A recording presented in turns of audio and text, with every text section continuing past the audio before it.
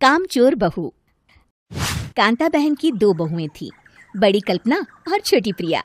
कल्पना का जैसा नाम वैसा ही काम। सारा दिन कल्पनाओं में रहती, ना कोई काम करती ना कोई धाम। अरे कल्पना बहू, जरा अच्छी सी चटनी पीस दे, आज कुछ मजेदार खाने का मन है। पेट में जलन हो जाएगी माँ जी बुढ़ापे में, और वैसे भी मेरा काम करने का वक्त शाम का है, अब प्रिया को ही बोल दो। इतना कहकर कल्पना वहां से चली जाती है। कांता कल्पना के ऐसे रवैये से काफी परेशान रहती हैं।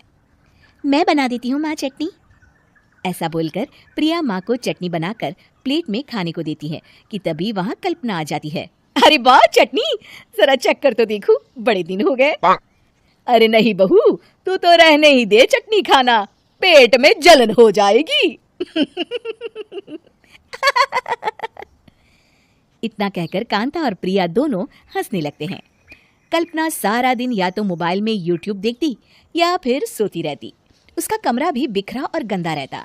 एक दिन कल्पना का पति अशोक उससे कहता है, अरे कल्पना, जानवर भी उस जगह को साफ कर लेता है जहां वो बैठता है, तुम तो इंसान हो, कैसे इतने गंदे कमरे में रह लेती हो?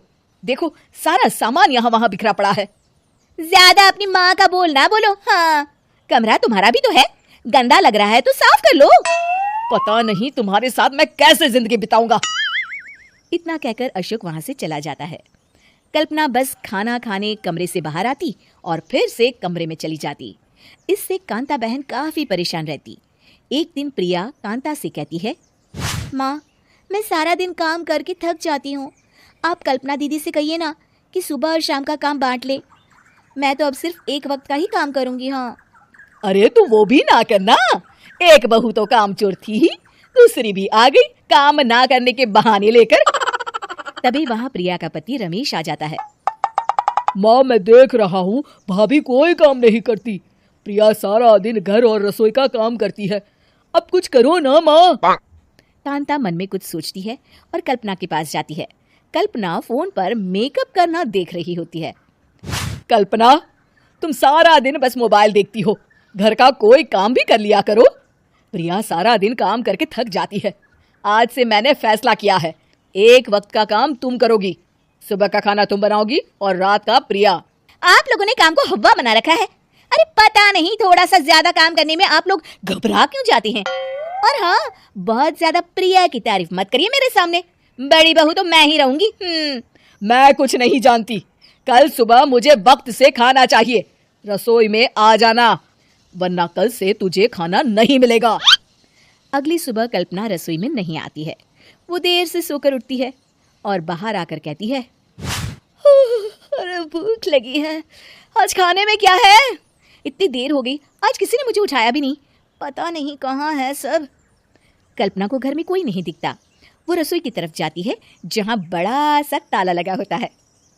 अरे रसोई में ताला! ओ, मैं तो भूल ही गई थी। माँ ने आज से सुबह का खाना मुझे बनाने को कहा था। हे भगवान, इतने लोगों का खाना बनाना क्या आसान है? तभी घर के सारे सदस्य बाहर से वापस आते हैं। वाह माँ जी, मजा आ गया छोले भटूरे खाकर। मेरे मुंह में तो अभी भी स्वाद आ रहा है।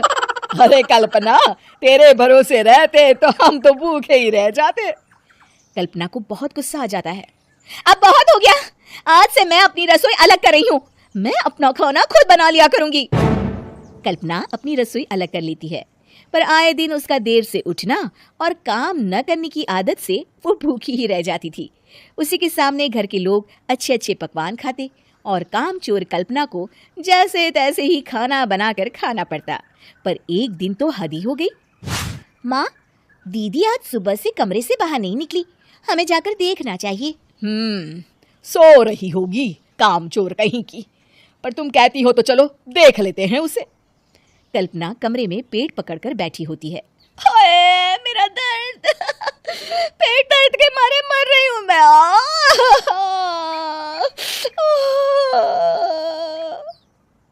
अरे दीदी, क्या हुआ? पेट में दर्द क्यों हो रहा है? डॉक्टर को दिखाया आपने? माँ, कल्पना खड़ी होती है और माँ जी के पास आती है। मुझे माफ कर दीजिए, अब से मैं सारे काम में मदद करूंगी, कभी आलस और काम चोरी नहीं करूंगी। हाँ हाँ, वो तो ठीक है, लेकिन अचानक क्या हो गया जो तू काम करने को तैयार हो गई? कामचोर कल्पना। माँ, लगातार बासी और उल्टा पुल्टा खाना खाने के कारण मेरे पेट में इन्फेक्शन हो गया है। काम ना करना पड़े इसलिए मैं 2 दिन का खाना एक दिन ही बना लेती थी। बासी और खराब खाना खाने के कारण लेने के देने पड़ गए। पेट में दर्द हो रहा है।